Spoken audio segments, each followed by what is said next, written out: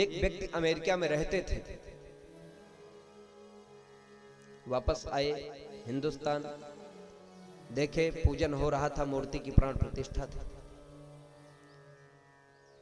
तो पंडित जी से कह दिए, पंडित जी ये क्या परंपरा है, पत्थर को रख करके उनका पूजन किया जाता है।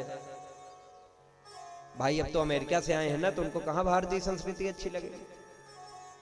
कहा ये सब तो हमारे समझ में नहीं आता, हटाना चाहिए इनको सबको। महाराज पंडित जी ने अपने जेब से निकाला 50 का नोट। कहा फिर महाराज आप भी ऐसे ही नोट अपने जेब में रखे होगे। कहा हाँ हाँ।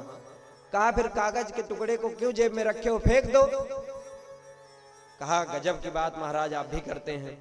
अरे ये कागज का टुकड़ा थोड़ी है, ये तो पैसा है। कहा भैया पैसा कैसे हो गया, ये तो कागज है, मैं कह रहा हूं। कहा है तो कागज जरूर, लेकिन जिस कागज में भारत सरकार के गवर्नर की मुहर लग जाती है वो कागज नहीं, वो तो पैसा में परिवर्तित हो जाता है। महाराज पंडित जी ने कितना सुंदर उत्तर दिया।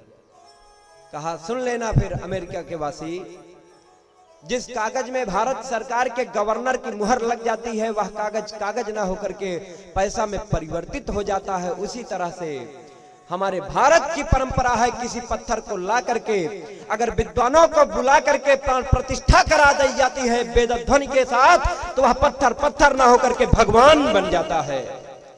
प्यारे साधना अभिशाप को वरदान बना देती है, वासना इंसान को हैवान बना देती है। प्राणी यदि दृढ़ रहे उपासना के मार्ग पर, तो भावना ही पाषाण को भगवान बना देती है। इसलिए हमारे यहाँ पत्थर की पूजा की जाती है महाराज।